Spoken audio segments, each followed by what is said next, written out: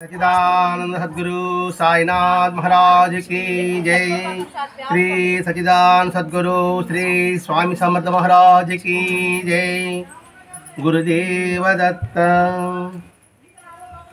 सद्गुरु श्री साईनाथ యొక్క సాన్నిధ్యంలో ఆచార్య ఇక్కడ భరద్వాజ మాస్టర్ గారి యొక్క ఆశీస్సులతో ఈరోజు దావాజగుంట గ్రామంలో అక్కలకోట మహారాజు గారి చరిత్ర స్వామి సమర్థ యొక్క చరిత్ర గురించి మనం వివరించుకుంటున్నాం. ప్రతి ఆదివారం ఈ చరిత్రలోని అంశాలు మహాత్ములకి యొక్క తత్వం, వారి యొక్క స్థితి అదే వివరించుకుంటూ వచ్చాం. ఈయనకి పుట్టుకంటూ మనకి ఎక్కడా కనిపించలేదు. అనాయచితంగా ఆయన దర్శనమిచ్చాడు అక్కలకోటలో. ఆయన ఉన్నది 20 సంవత్సరాలు ఇంచుమించు.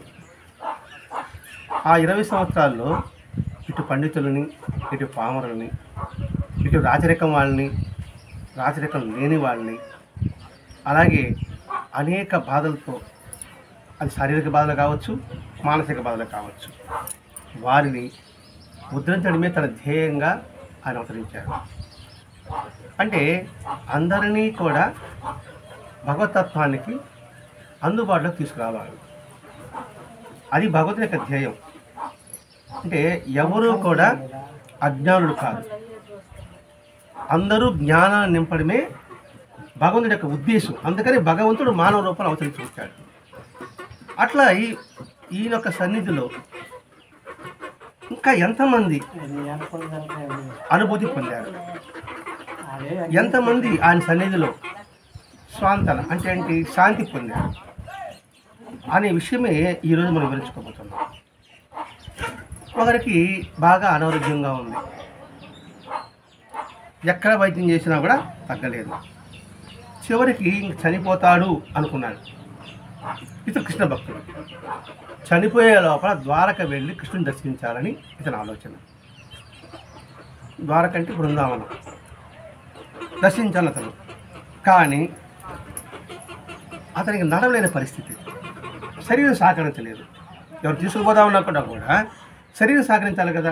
అది కారులో, అప్పుడు కారులో డోళ్ళు తీసుకుపోయాలనుకోండి, బండ్లు తీసుకుపోయాలనుకోండి, ఆ ఒడిదుడులకి శరీరం ఇంకా బాధలు ఎక్కువ అవుతుంది. అది వీలు కాలే. ఇంతలో స్వామి గురించి ఎవరు చెప్పారు. స్వామి గురించి ఇంకో చెప్పారంటే దాని కారణం ఒకటి ఉంటుంది. ఇతడు కృష్ణ భక్తుడు, కృష్ణుణ్ణి ఆర్తిగా పూజించేవాడు, శ్రద్ధగా పూజించేవాడు. ఆ కృష్ణుడే ఎవరో ఒకరి ద్వారా మహాత్ముల దర్శనం ఇప్పిస్తారు. ఆయనకే కాదండి, మనం అందరు ప్రతి ఒక్కరికి కూడా మనకు తెలియదు. ఏదో మనం వచ్చాము ఇంకొకరు చెప్పారు అంటే ఉండదు. మనం గత జన్మలో పూజ ఫలితం కావచ్చు, లేదా ఈ జన్మలో మన కులదైవానో మన ఇష్టదైవానో ఆరాధించడం వల్ల కావచ్చు. కాస్త ఆరాధించిన తర్వాత వీళ్ళ శ్రద్ధ ఉంది, వీళ్ళని కొంచెం ముందు తీసుకెళ్ళాలి. లేకపోతే ఏమంటాడు, ఈ పటమే దేవుడు అనుకుంటాం, విగ్రహమే దేవుడు అనుకుంటాం. కాదు, ఈ చైతన్యమంతా కూడా భగవత్స్వరూపాన్ని వాళ్ళకి తెలియచేయాలి అనేసి ఆ ఇష్టదైవమే, ఆ కులదైవమే సద్గురుకి దారి చూపిస్తారు. అది కానీ మనం గుర్తుపట్టగలిగామంటే ఈ దారి నుంచి పక్క దారి పెట్టకుండా మన స్వప్రయత్నం కావాలి. ఇతడు ఎవరు చెప్పాడు, స్వామిని దర్శించమని చెప్పేసి. నువ్వు వెళితే నీ కోరిక నెరవేరుతుంది, నీ రోగ సంగం దేవుడు ఎరుగు, కానీ నువ్వు ద్వారకలో కృష్ణుని దర్శించగలవు. ఇక్కడ స్వామిని చూస్తానే కృష్ణుడైన భావం రాలే. ఈ సాటి దత్తాత్రేయుడు అవతారమేమో, ఎవరిని ఈయన చూస్తానే, ఈయన సాక్షాత్ దత్తాత్రేయుడు అవతారమేమో ఆయన ఉండవచ్చని మనసులో అనుకున్నాడు. అంటే నేను స్వామి అతను చూసి నేనెవరికి నీకెందుకు అన్నాడు. ఆడికే ఆయన తత్వం అర్థమైపోయింది. దత్తాత్రేయుడు అనుకున్నాడు, నేనెవరికి నీకెందుకు అన్నాడు ఆయన. అంటే ఏంటి, మన మనసులో ఉన్న ఆలోచన మహాత్ములు పసిగట్టారు అనుకున్నప్పుడు, మహాత్ముల దగ్గరికి వెళ్ళినప్పుడు, మహాత్ముల దగ్గర పక్కన పెట్టండి, ఏ దేవాలయం దగ్గరికి వెళ్ళినా, అది రాముడు కావచ్చు, కృష్ణుడు కావచ్చు, చెంగాళమ్మ కావచ్చు, ఎవరిని కావచ్చు, మన మనసులో ఉండేది వాళ్ళు గ్రహిస్తారు అని తెలుస్తుంటే అక్కడికి వెళ్ళిన తర్వాత ఇతర ఆలోచన ఆ భావం తెప్పించడం కోసమే మహాత్ములు ఈ విధంగా ప్రకటన చేస్తున్నారు. అర్థం చేసుకోండి. మనం విరిగిపోతున్నాం, సంఘాలు విరిగిపోతున్నాం అనుకోండి, ఆ మాటలు ఈ మాటలు మాట్లాడుకుంటా క్యూలో పోతాం. ఆ దర్శనం గడిపేటప్పటికి వెనక నెట్టేస్తారు, చూపించేస్తారు. పోయింది దేనికి అనే విషయానికి మనం గుర్తుపెట్టుకోవాలండి. అంటే ఏంటి, భగవత్ సన్నిధికి ఉన్నప్పుడు ఆ భావంతో నిండి ఉండాలి. అంటే ఏంటి, వర్తమానంలో ఉండు. ఏ పని చేస్తున్నావో ఆ పనిలో ఏకాగ్రత నువ్వు సాధించు. ఇదే ధ్యానం అంటే, ఇదే సాధన అంటే కొత్త ఏం కాదండి. మనం ఏ పని చేస్తున్నామో ఆ పనిలో ఏకాగ్రత కలిగి ఉంటే అది గొప్ప ధ్యానం. అదే మనకు ఉన్నతి తీసుకొస్తుంది. అందుకే అంటారు, ఎంతో యోగము సాధనము చేసి భగవంతుల్లో ఐక్యమైపోతారు అంటారు కదా. సోల్జర్స్ ఉన్నారు కదా మన బార్డర్లో, వాళ్ళు ఎంత ఏకాగ్రతతో మనం రక్షిస్తున్నారు. అర్థమవుతుంది. సైనికులు ఉన్నారు కదా, ఇప్పుడు మన దేశాన్ని కాపాడుతున్న సైనికులు చుట్టూ ఉన్నారు కదా, వాళ్ళు ఎంత ఏకాగ్రతతో ఉంటారు. ఆడ కాస్త ఆకు కదిలినా కూడా అల్లట్టుంటారు. వాళ్ళు చనిపోయినా అటువంటి స్థితి వాళ్ళు పొందుతారు. ఎటువంటి స్థితి? భగవంతుడి యొక్క స్థితి పొందుతారు. అంటే మీకు అర్థమైంది, భగవంతుడి స్థితి అంటే ఏమిటి? జన్మరాహిత్యం పొందుతారు. అంటే ఎవరి డ్యూటీని వాళ్ళు సక్రమంగా చేయగలిగితే పూజలు పురస్కారాలతో కూడా సంబంధం లేదు. వాడు తప్పకుండా కూడా భగవంతునికి సన్నిధిలో వాడు చేరతాడు అని చెప్పడానికి ఉద్దేశం వాడు ఇక్కడ. లేకపోతే అనేది ప్రకటన చేస్తాడు. నేనెవరు తిరిగి ఎందుకు అన్నాడంటే నా మనసులో అది ఉన్నట్టే. ఇది చెప్పడానికంటే మహాత్ములందరూ వచ్చింది. ఇదొక్కడు గుర్తుపెట్టుకున్నా చాలు, మనసులో ఆలోచన ఉండదు. ఇతరుల పట్ల వ్యతిరేక ఆలోచన ఉండవు. అమ్మని పైకి తిట్టేసినావు, ఆ తర్వాత వెనక తిడతావు, అది భగవంతుడు తెలియదా? అంటే నీ విషయం కాదు, నేనైనా అంతే కదా. ఏ పరిస్థితిలో ఆమె మీకు చెప్పలేదు, ఏ పరిస్థితిలో మీరు వెళ్ళలేదు. అంటే ప్రతి ఒక్కటి ఇట్లా మనం పాజిటివ్ తీసుకోవాలి. ఏ విషయంలో కూడా సరే ఆ పాజిటివ్ తీసుకుంటే భగవంతుడు సంతోషపడతాడు. అదే సంస్కరణ అంటే. లేకపోతే ఇవంతా ఎందుకంటే సత్సంగం ఎందుకు ఉపయోగం ఉంది? భజన చేసుకుని ప్రసాదం చేసుకోవడం. ఇట్లా కొద్దిగా మనం సంస్కరించుకుంటే తర్వాతలో ఇంతకన్నా మెరుగైన స్థితిలో మనం ఉండగలము. అది ఇక్కడ చెప్పడం. అది చెప్పాడికి అంటేనే వెంటనే అతను అనుకున్నాడు, స్వామి యొక్క సర్వజ్ఞత్వాన్ని గుర్తుపెట్టుకున్నాడు. వెంటనే ఒక కొమ్మ నుంచి ఆకులు కోస్తామన్నాడు. ఇది వేప చెట్టు అనుకోండి, అది చేదుగా ఉన్నాయి. స్వామి తన చేతిలో గట్టిగా పడికింది మరో కొమ్మను చూపించి ఆ కొమ్మ ఆకులు తినమన్నాడు. ఒకే చెట్లు అది వేప చెట్టు అనుకున్నాం. మనం తీసుకుని తింటే అది చేదుగా ఉంది, ఆయన చూపించిన కొమ్మ తీసుకుంటే అది తీయగా ఉంది. ఎలా సాధ్యం? ఇట్లా కూడా మనం ఆలోచించాలి. అంటే మనం చేసే పనులు ఎలా ఉంటాయంటే అప్పటికి ప్రియంగా ఉంటుంది. వాళ్ళు చెప్పిన విధానం పోయినామనుకోండి, అది శ్రేయస్సుగా ఉంటుంది. అదే నేను సత్యంగా చెప్తున్నాను. మీరు నా మాటలు వినండి, నీ విన్న పనులు నేను ఎప్పుడు వింటాను బాబా. అంటే ఏంటి, భగవంతుడు చూపించిన మార్గంలో వెళ్తే అది ఎంత దుర్భేదమైన దుర్గంధం అంటే దుర్వాసన కదా, దుర్భేదమైన అంటే పోవడానికి వీలు కాని ప్రదేశంలో కూడా సరే అది మనకు వీలు కలుగుతుంది. ఇది చేయలేము అనుకుంటే అది మనం చేయగలుగుతాము, ఇది అసాధ్యం అనుకుంటే అది సాధ్యమవుతుంది. అందుకు భగవంతుని శరణ పొందాడు. ఆయన జీవించిన ఆకులు అంటే అది కాస్త తీయగా ఉంది. కొంతమంది భక్తులు ఆకులు తినమని తీయగా ఉన్నందుకు వాళ్ళు ఆశ్చర్యపోయారు. చుట్టూ జనం ఉంటారు కదా, వాళ్ళు కూడా తినమన్నాడు బాబా. స్వామి తీయగా ఉంది, ఎలా ఉంటుంది? వేప చెట్టు ఆకులు తీయగా ఉంటాయా? ఇదే బాబా చేతిలో కూడా వస్తుంది. అంటే భగవంతుడు చూపించిన ఆకులు అంటే స్వామి చూపించిన ఆకులు ఏమో తీయగా ఉంది, మనం తీసుకున్న ఆకులు చేదుగా ఉంది. అంటే భగవంతుని సన్నిధిలోకి వెళితే మన సంసారం కూడా, ఇక్కడ సంసారం అంటే లౌకిక క్రియాకలాపాలతో మనం ఆడే విషయాలన్నీ కూడా మధురంగా ఉంటుంది. మధురం అంటే తీయగా అనే పదం కాదు, అక్కడ ఆనందంగా ఉంటుంది. అందుకు భగవంతుని ఆశ్రయించండి చెప్పడం. ఇప్పుడు ఏ ఊరిలో ఏ గుడి అనుకోండి, ఒక రాయి పెడతారు, ఒక నామం పెడతారు. దానికి రాముడో కృష్ణుడి పేరు పెట్టుకుంటాం. అక్కడికి చెప్పగానే మనసు ప్రశాంతం పొందుతున్నాం, మనం లేదా? అది ఇంట్లో చెప్పుకోవచ్చు అన్నమాట. ఇంట్లో చెప్తుంది మనకు ప్రశాంతం రావడం లేదు. చూసేసరికి రాయి అనిపిస్తుంది మనకి, కానీ మనం రాయి అనుకోపోతాం. గంగమ్మో, అంకాలమ్మో, ముత్యాలమ్మో, పోలేరమ్మ అని పోతాం. ఈ భావం లోపల ఏముంది? గంగాలమ్మ, ముత్యాలమ్మ, పోలేరమ్మనే ఉంది ఇక్కడ. కాబట్టి ఇక్కడ ఏ భావం ఉందో అక్కడ పోలేరమ్మే ఉంటుంది, గంగాలమ్మే ఉంటుంది, అంకాలమ్మే ఉంటుంది. కాబట్టి అక్కడ మనశ్శాంతి ఉంది. ఈ లోపల చెడు అనుకున్నాం అనుకోండి, చెడే కనబడుతుంది. అలాగే ఈ బయట ప్రపంచం కూడా. మీరు చెడ్డవారు అనుకుంటే మీరు చెడ్డవారే. ఎందుకు? నేను చెడ్డవాడిని కదా. నా మనసు చెడు ఉంటేనే ఎదుటి చెడు కనబడుతుంది. నా మనసులో మంచి ఉంటే ఏం కనబడుతుంది? మంచిగా కనబడుతుంది. ఇది గ్రహించాలనుకోండి, మనం ఎప్పుడు మంచి ఆలోచనలతో ఉండాలి, మంచి భావాలతో ఉండాలి, మంచిగా మాట్లాడాలి. ఎప్పుడైతే మంచి ఉంటుందో ఎప్పుడు మనశ్శాంతి ఉంటుంది. ఆ సంఘటన దీని వల్ల మనం చూసుకోవాలి. అలా ఎప్పుడైతే ఉందో అది కృష్ణుడు చెప్పిన మాట అండి. యద్భావం తద్భావం అన్నాడు శ్లోకంలో. నీ భావం ఎలా ఉంటే అటువంటి భావం నీకు కలుగుతుంది. పెద్దలు అంటారు కదా, తదాస్తు దేవతలు ఉంటారు అంటారు. విన్నావు ఎప్పుడన్నా? Very good. తదాస్తు దేవతలు ఉంటారు కదా, వాళ్ళ పని ఏంది? తదాసనమే కదా. వాడు చెడిపోవాలా, తదాస్తు అంటాడు. వాడు చెడిపోతే నష్టం ఎవరికి? వాడికి, నీకు కూడా అంతే కదా. నువ్వు వాడి దాసి మనం కోరుకున్నాం కదా, వాడు కోరుకుంటాడు తదాస్తు అని. కాదు మంచి జరగాలి అనుకున్నాను అనుకోండి, తదాస్తు అంటాడు. కాబట్టి మనం నిరంతరం ఏమనుకోవాలి? మంచి కోరుకోవాలా, చెడు కోరుకోవాలా? అందుకే మన పెద్దలు దీపం ఆరిపోయిందంటారా? ఏమంటారా? ఏమే ఆరిపోయేది చెడ్డ పదం, కొండకెళ్ళేది మంచి పదం. ఇంట్లో బియ్యం లేవంటారా? ఏమంటారు?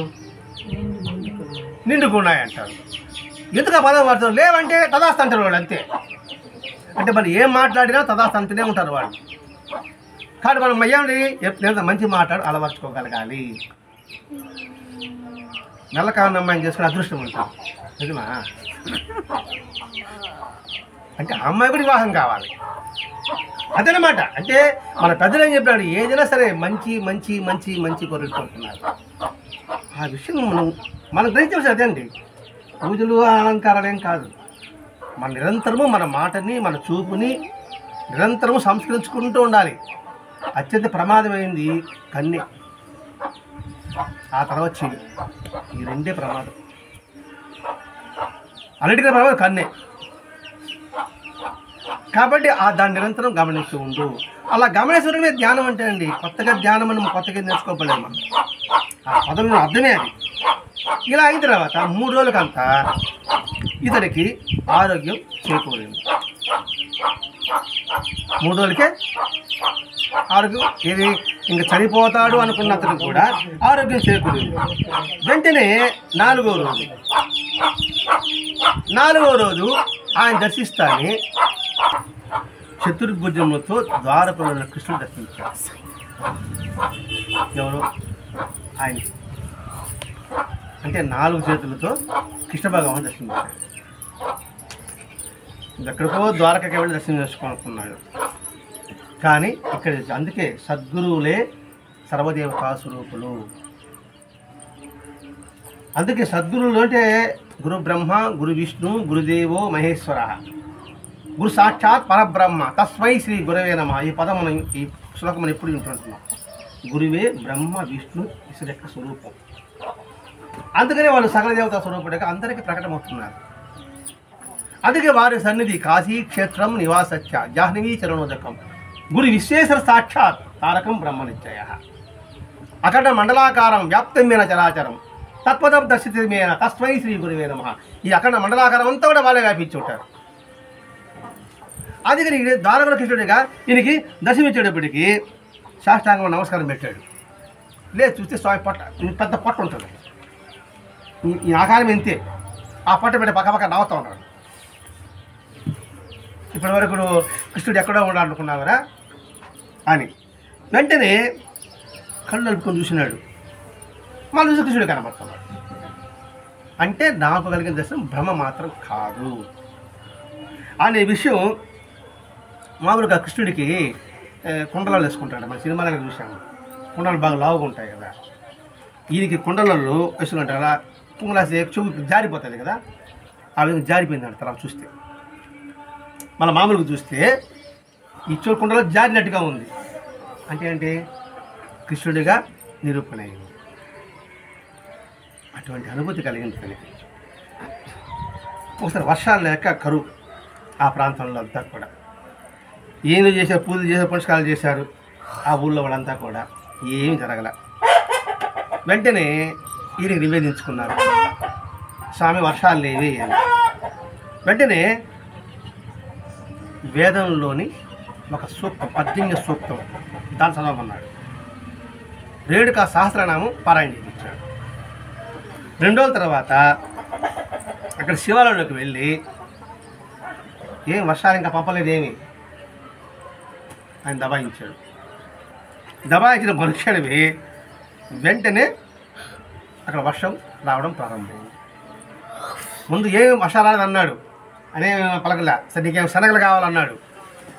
సరే శనగలు తీసి అక్కడ నైవేద్యం పెట్టాడు, వర్షం వచ్చాడు. ఇది విన్నాడు ఒకడు. ఇది చదివిన తర్వాత అంటే శనగలు వేస్తే వర్షం వస్తుందా అనుకొని ఒక ఊళ్ళో వర్షం తాగకపోతే 4 సంవత్సరాలు వర్షం రాలేదు కదా, శనగలు తీసుకుందండి బియ్యం అని చెప్పారు. ఆ శనగలు దండి వేస్తానే రాత్రి వర్షం కురిసింది. ఇది ఏదైనా కూడా అసత్యం మాత్రం కాదు. ఇదైతే గొలగడు వెంకటేశ్వరం కూడా పెంచుకోండి పోయి ఆయన దబాయించేవాడు. ఏంటి వర్షం నాకు కనిపించలేదు, ఏంది సాగత అంటున్నాడు పెంచుకోండి నరసింహస్వామి. మనకేమనిపిస్తుంది, ఏదో పిచ్చోడు అనుకుంటాడు, అంతే కదా. ఆయన గుండె పోయి ఏది ఆయన మార్చాడు, పిచ్చోడు అనుకుంటాడు. మనకి పిచ్చి, వాళ్ళకేం పిచ్చి కాదు. నాకు కనబడంత మాత్రాన లేదు నేను చెప్పగలను. వాళ్ళకి కనబడ్డారు, నాకు కనబడలేదు. నాకు కనబడినప్పుడు అది కనబడుతుంది ఎలా చెప్తాను? నాకు కనబడదు, నాకు అజ్ఞానం, నాకు చీకటి, వాళ్ళకి కనబడతాను అని గుర్తుపెట్టుకుంటే ఇది కనబడిందా అబద్ధము అనే ఆలోచన మనకు రాదు. నేను చూడలేనంత మాత్రాన అది సత్యం కాకుండా పోతుందా? నాకు తెలియదు ఆ సత్యం. అలా జరిగేటప్పటికి వెంటనే వర్షం కుంభవర్షం కురిసింది. ఒకసారి ఈయన ఊరు బయలుదేరుతున్నాడు సార్. అప్పుడంతా అడవి ప్రాంతమే కదా, ఏదో పక్కూరికి పోతా ఉంటే బాగా ఎండ, తినడానికి తిండి లేదు, నీరు లేదు. ఆయన ఏం సరే ఉంది, వీళ్ళకి ఆకలి ఉండదు, ఏముండదా, జనానికి ఉండదా, మన బొట్టులకి అత్తా ఎంత దాహం వేయరా, ఆకలి అయితే తినాలనిపించింది మధ్యాహ్నం అయితే కూడా. ఆడేం దొరకలే. ఇంకా ఆయన చెప్పాలంటే భయం. స్వామి అన్నం లేదంటే ఏం చెప్తావా, అదొక భయం అనమాట. ఒక పిల్లోడు మాత్రం అడిగేశాడు, చిన్న పిల్లోడు, స్వామి మాకు ఆకలిగా ఉందనేసి. అంటే ఏంటి, నీకు ఆకలిగా ఉంటే ఎందుకు నీకు బిడియము చెప్పడానికి? కొట్టేస్తారా తిట్టేస్తారా? అది భయం అనుకోవాలా లేకపోతే ఇంకేమనుకోవాలో అర్థం కాదు. ఆ పిల్లోడికి ఏముంది అడిగాడు. అట్లాగా ఆ చెట్టు కాడ కూర్చోండి అన్నాడు. ఆ చెట్టు కాడ ఏమన్నా, ఆ చెట్టు కాడ ఏం కనపడదు. నేను చెట్టు కాడ కూర్చోమంటానని చెప్పేసి ఆయన కూర్చొని పంపించాడు. ఆ చెట్టు కాడ వెళ్ళాడు లేదో, ఎక్కడ ఒక ముసలావిడ వచ్చి ఆయన అన్నం వండి పెట్టాను, వాళ్ళు ఎవరు రాలేదు అని తెచ్చి వాళ్ళకి అంత అన్నం పెట్టాను. ఈ సంఘటన గొలగముడి వెంకటేశ్వరానికి ప్రతి ఒక్కరండి. అది దత్తాత్రేయ సాంప్రదాయం అంటే గొలగముడి వెంకటేశ్వరం కావచ్చు, బాబా కావచ్చు, భరద్వాజ మాస్టర్ కూడా కావచ్చు. ఈ సంఘటన అందరినీ జరిగి ఉంటుంది. ఇక్కడ చోటమ్మది విషయంలో కూడా కావచ్చు. వెంకటేశ్వరం జరిగిన తర్వాత వెళ్ళిన తర్వాత ఒక స్థలానికి వెళ్ళారు. 11 గంటలకంతా 10 బయలుదేరుతా సార్, ఒక గంట ఆగండి మంచి భోజనం చేసుకుని బయలుదేరుతా ఉన్నాడు. అబ్బా ఇప్పుడే బయలుదేరన్నాడు. ఛార్జీకు డబ్బులు లేవు సార్ అన్నాడు. డబ్బులు వస్తుంది, తిండి వస్తుంది, పదండి అన్నాడు. ఇప్పుడు ఇక్కడ బస్సు ఎక్కాలంటే అక్కడ ఏం చేయాలా, రోడ్డు మీద పోవాలి కదా. ఇక్కడ రోడ్డు మీద పెట్టేప్పటికి ఆ బస్సులో స్వామి కోసం కాసుకొని ఉన్నారు. తిండి, వాళ్ళకి ఛార్జీలు, డబ్బులు. వాడు ఎతికి వస్తాడారంట ఈ దిగడానికి కనీసం. ఇదే స్వామి వివేకానంద విషయంలో జరిగింది. మనం చాలా సత్యంగా వివరించుకున్నాం. అది భగవంతుడి యొక్క అసలైన నిజతత్వము. అలాగే వీళ్ళకి జరిగింది.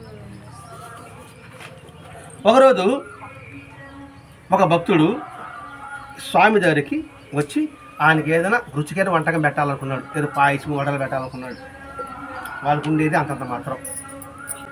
సరే స్వామి కంటే అంత ఏదో కొద్దిగానే కదా అని సరే స్వామిని అడిగారు. సరే స్వామి వస్తా అని చెప్పాడు. సరే స్వామి కోసంగా వంట చేసి పెట్టారు. ఆ తర్వాత ఇద్దరు బ్రాహ్మణులకు కూడా వాళ్ళకు వడ్డించన్నాడు. ఇద్దరు బ్రాహ్మణులు వచ్చారు సమయానికి. ఆ బ్రాహ్మణుడికి ఇద్దరు వండించారు. 3 ఆకులు వేశారు. ఆ బ్రాహ్మణుడు కూర్చొని పెట్టారు, తిన్నారు. 3 ఆకులు వేస్తే ఆ ఇద్దరు బ్రాహ్మణులు అది కూడా మాకు కావాలన్నారు. సరే ఆ బ్రాహ్మణుడు తినేశారు. స్వామి బయట కూర్చోన్నాడు. ఇంకా స్వామికి ఏం చెప్పాలా ఏం అర్థం కాల. చూస్తానే స్వామి పిల్లలకు వస్తే పొట్ట భలే ఉందండి నీ పాయసం ఉన్నాడు. నాడు పాయసం తెల్లలేదా, తెల్ల జీడిపప్పు వేశారు కదా భలే ఉందన్నాడు. అంటే ఏంటి, అందరి రూపంలో నేను ఆరగిస్తున్నాను. ఇది మనకు ఇండికేషన్ అండి. ఒక్కొక్కటి అందరి రూపంలో నేను ఆరగిస్తున్నాను. ఇది ఒకటి గుర్తుపెట్టుకున్నాం అనుకోండి, మనం ఏ దేవాలయానికి వెళ్ళినా ఏ పూజ పూజకి వెళ్ళినా ఆ ప్రసాదము ఎవరికి పెట్టాలా, మాట్లాడి ఆయనకి పెట్టాలా. గుడికి ఎత్తుకొని పోతూ ఉంటాం. పాపండి అమ్మ గారి గారి అంటుంది, రేవుడే గుడికి తెచ్చి తెచ్చి పెడతానని అంటాను అంటుంది కదమ్మా. అంటే ఆడిపోయిన తర్వాత నేను తిన్నాను అనుకో, నోరు తీసి అడిగే దేవుడికి వదిలేసి ఆడికి ఎత్తిపోతే ఎట్లా, విడి తింటే ఆయన తినట్లే. ఇట్లాంటివి మనం అలవర్చుకుంటాము. ఎందుకంటే అలా చేసి సత్ఫలితం పొందిన ఎంతోమంది ఉన్నారు. అంటే ఏంటి, అందరిలో కూడా భగవద్గీత దర్శించు, ఇది ఒక సాధనే. జపమాల తిప్పితే సాధన కాదు, కాసే కొట్టేసుకుంటే సాధన కాదు. మనం సంస్కరించుకుంటూ ఉంటే నిరంతరం అది ఒక గొప్ప సాధన. వెంటనే అయిన తర్వాత సరే ఏదో మిగులు తీసుకురావాలన్నది. ఏం మిగలేసామన్నారు. బజ్జీ ఒకటి మిగులు తీసుకురావాలన్నాడు. వాళ్ళు ఇది మిగులు సంగతి. ఆ బజ్జీ తీసుకొచ్చి తిన్న తర్వాత తృప్తిపడ్డాడు. అంటే చూడండి, ఒక్కొక్క సంఘటన మనకి ఇక్కడ ఏం తెలుస్తుంది, అందరి రూపంలో నేను స్వీకరిస్తాను, అందరి దేవతల యొక్క స్వరూపం నాదే, వర్షం కురిపించేది నేనే. ఇట్లా ప్రతి ఒక్క సంఘటన తీసుకున్నాను అనుకోండి. అలాగే తీవ్రమైన వ్యాధితో బాధపడుతున్నారు ఒక పిల్లవాడు. ఆ పిల్లవాడిని తీసుకొచ్చింది వాళ్ళ అమ్మ. నడవలేకపోతున్నాడు. తీసుకొచ్చిన తర్వాత కొద్దిసేపట్లో ఆ పిల్ల చనిపోయాడు. చనిపోతే బోధ ఏడస్తూ ఉంది. ఏదో చివరి ఆశ దగ్గర తీసుకొచ్చాను, నేను చనిపోయాడే అని ఏడుడికి వెంటనే ఆమె పాదాల పడింది. ఎక్కడ నాకు రక్షణ లేకపోతే మీ పాదాల దగ్గరికి వచ్చాను రక్షణ పొందామని, ఇది ఇలా జరిగింది.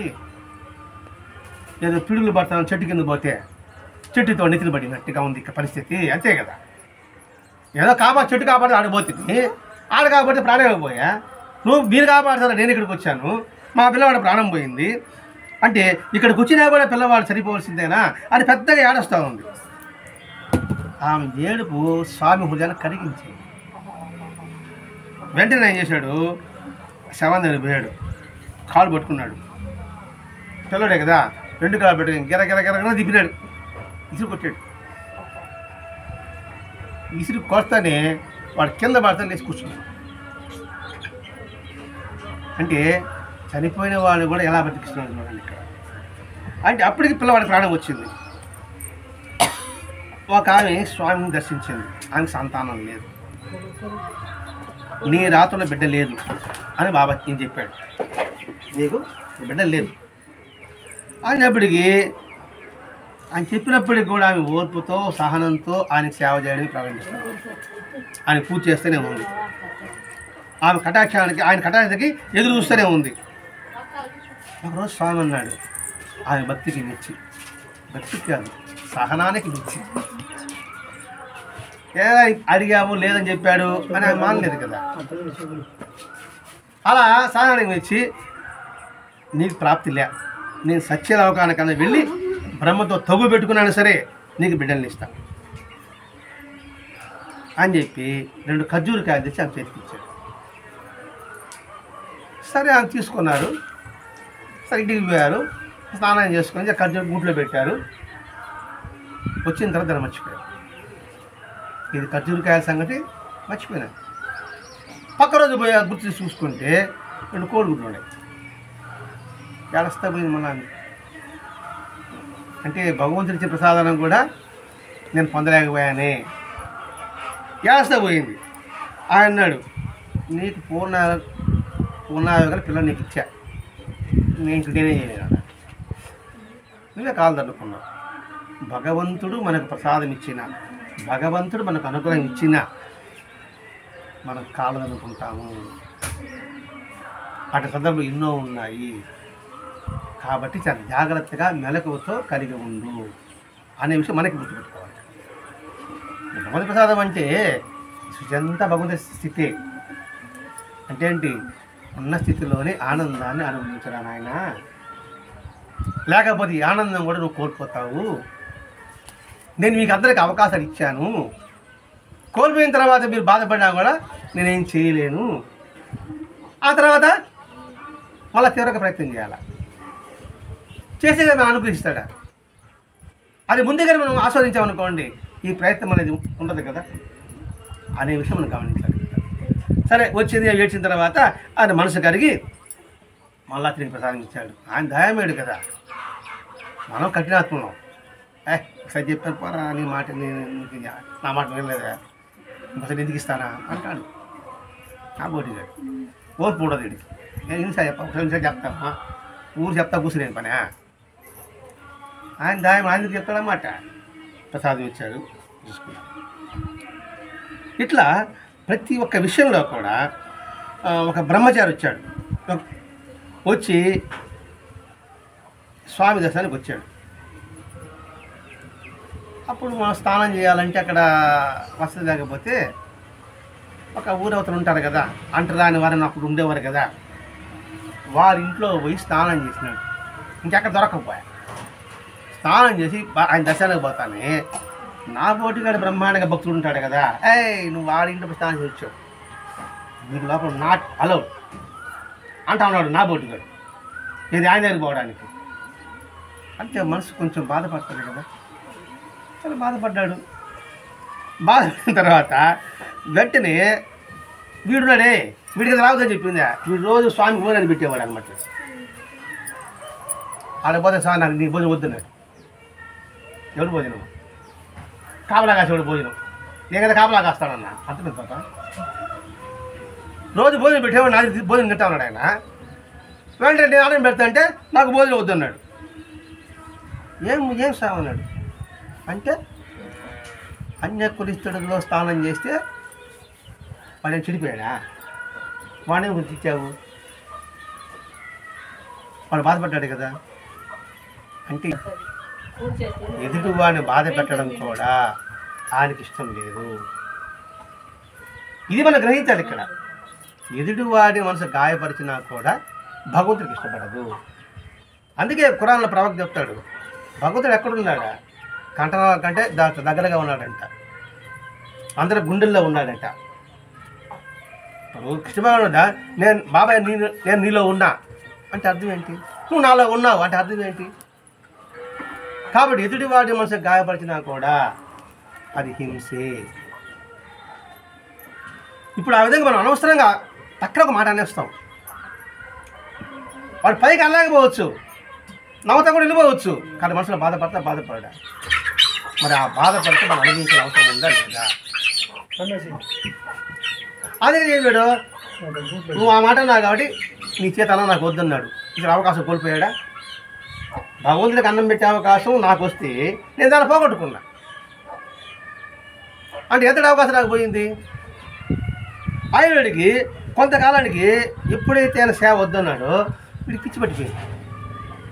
అంతే కదా, బహుశా నాకు పోయింది నన్ను తలుచుకుంటాను, నాకు పిచ్చి పట్టిపోయింది. అక్కడికి ఏది చేయలేకపోతున్నా, ఏది మాట్లాడలేకపోతే, ఏ పని చేయాలో తెక్కగా చేసుకుంటున్నా. కారణం ఎందుకు? ఇవన్నీ పాప పని. ఇదిలో మరి కాబట్టి ఎంత దుష్ఫలితం వస్తుంది సంగతి మనం ఇక్కడ గ్రహించాలండి. ఇక్కడ ఇవి మనం అలవర్చుకోలేమా? ఎందుకు బాధ పెట్టాలమ్మా ఎదుటి మనుషులు? ఎక్కడైనా కావచ్చు, అది కుటుంబంలో కావచ్చు, సమాజంలో కావచ్చు, ఊళ్ళో కావచ్చు, ఇది కావచ్చు. మనకు నచ్చలేదా పక్క తప్పుకోవడమే. కానీ కసి పెట్టుకుంటాం. ఎప్పుడైనా సరే నాకు అవకాశం రాకుండా పోతుందా, అప్పుడు నా ప్రతాపం నేను చూపిస్తా. అంటే ఈ ద్వేషం వల్ల ఏమవుతాము, తక్కువ జన్మకి వెళ్ళిపోతాం. అది గుర్తు చేయడం ఇక్కడ ఉద్దేశం. ఇక్కడ ఇతను ఎప్పుడైతే అతని మనసు గాయపెట్టాడో, ఇక్కడ భగవంతుని సేవ చేసే అవకాశం కోల్పోయాడు. ఆ బాధ పెట్టిన ఫలితాన్ని ఇతను పిచ్చి పిచ్చిగా ప్రవర్తిస్తున్నాడు.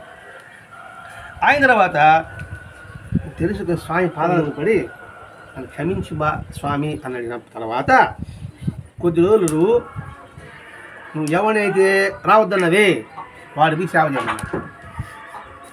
వాడికి ఏం కావాలి చూడమన్నాడు. అంటే ఏంటి, పాప ఫలితానికి పరిష్కారం చూపించాడు. అతను సేవ చేసిన తర్వాత ఇతను పాపం పోతుంది. ఇదే వెంకటేశ్వరం కూడా అండి. ఒరే అని పిలిస్తే కూడా రాయన పాపం లెక్క అన్నాడు. ఎవరు? వెంకటేశ్వరం. ఒరే అని పదం, మామూలు పదం అనుకుంటాం మనం, అంతే కదా. ఒరే అని తప్ప, బాగున్నప్పుడు తప్పులే, మనసు బాగాలేనప్పుడే వాడు బాధపడతాడు. బాగుండి ఒరే అయినా సరైన ముట్టుకేసినా సంతోషంగా ఉంటాడు. ఎప్పుడైనా తేడా వచ్చింది అనుకోండి, మామూలుగా పిలిచినా కూడా ఒరే అన్నాడు భావంతో వాడు ఉండొచ్చేమో. ఒకవేళ ఉన్నా కూడా బాధపడతాడు. ఇదే బైబిల్ రాలే, పనికి మారిన వాడు అంటేనే పాపం అన్నాడు బైబిల్లో. మరి యేసుకు చెప్పినా అదే, వెంకటేశ్వరం చెప్పినా అదే, అక్కల కోసం అని చెప్పినా అదే, బాబా చెప్పినా అదే. స్కూల్ వేరు, పాఠం ఒకటే. బైబిల్, ప్రవక్త, భగవద్గీత, ఇది భాగవతము, పుస్తకాలు వేరే, తన సారాంశం అంతా ఒకటే. అది గుర్తుపెట్టుకోవాలి. మనుషులందరూ వేరే, కానీ మనుషుల్లో ఉన్న దైవత్వం మాత్రం ఒకటే. అది గుర్తుపెట్టుకుంటే మన జన్మధాన్యం. అంటే ఒక్కొక్క సంఘటన ద్వారా మనం ఏం గ్రహిస్తామో అది మనకి కావాల్సింది. నీళ్ళు చెప్పుకున్నాము ఆయన గొప్పోడా అని చేతులు తట్టుకుని వెళ్ళిపోవడం కాదండి. తద్వారా మనం ఏం గ్రహిస్తామో మనిషిని గ్రహించాలి ఇక్కడ. అంటే ఇప్పుడు ఇక్కడ వచ్చిన అందరూ కూడా బాధా తప్పులు వచ్చారు. ఒక చెట్టు ఉంది, పొగలంతా పక్షులు అక్కడికి వెళ్ళిపోయాయి. సాయంకాలం అయితే అన్ని గుడుకు చేరుకున్నాయా? ఆ గుడి జరిగిన నిలయం ఏంది? చెట్టు. ఇప్పుడు కోడి పిల్లలంతా తినడానికి ఏంది? ఈ ఇల్లు. అనక మహాత్ములు ఆ చెట్టు మీద సేద తీసుకుంటుంటారు. మహాత్ముల సన్నిధిలో సేద తీర్చుకోవడం మన కర్తవ్యం కావాలి. అందుకంటే రకరకాల పక్షులు గానజన సమూహాలంతా కూడా ఆ చెట్టు మీద చేరినట్టుగానే స్వామి కూడా ఒక మహా వటవృక్షం లాంటి వారు. అందుకని నేను మర్రి చెట్టు దగ్గర ప్రకటమయ్యాడు. వటవృక్షం అంటే మర్రి చెట్టు. ఆ మర్రి చెట్టు చూడండి, అనేక ఊటల ద్వారా ఎంతమందికి ఆశ్రమిస్తుందో. అలాగే మర్రి విత్తనం చాలా చిన్నది. మర్రి విత్తనం చాలా చిన్నది, సూక్ష్మంగా తన శక్తి ఉంది. ఆ మర్రి చెట్టు అనేక చుబడలతో ఏదైతే ప్రకటమైందో భగవంతత్వం కూడా చాలా సూక్ష్మం, కంటికి కనిపించదు. కానీ అది మహావృక్షమై ఆ మహాత్ముల రూపంలో ఊరు వాడ ఒక్కొక్క ఊడ అన్నమాట. అంటే ఏమిటి? ఒక ఊరిలో ఏమో యేసుక్రీస్తు ఊడ, ఒక ఊరిలో ఏమో ప్రవక్త ఊడ, ఒక ఊరిలో ఏమో బుద్ధుడు ఊడ, ఒక ఊరిలో ఏమో గురునానక్ ఊడ, ఒక ఊరిలో ఏమో రామకృష్ణ పరమహంస ఊడ. అంటే ఈ ప్రపంచమంతా ఒక స్థలం అనుకుంటే ఈ ప్రపంచం అంతా కూడా ఒక్కొక్క ఊడ ద్వారా ఆ ఊడలో వీళ్ళు సేద తీరుతున్నారు. యేసుక్రీస్తు ఊడ దగ్గర ఒకరు సేద తీరుస్తున్నారు, ప్రవక్త ఊడ దగ్గర ఒకరు సేద తీరుస్తున్నారు. అంటే పక్కనే ఉంది అనుకు భావించకూడదు. మనం చాలా దూరంగా ఊడ అనుకుందాం అనుకోండి.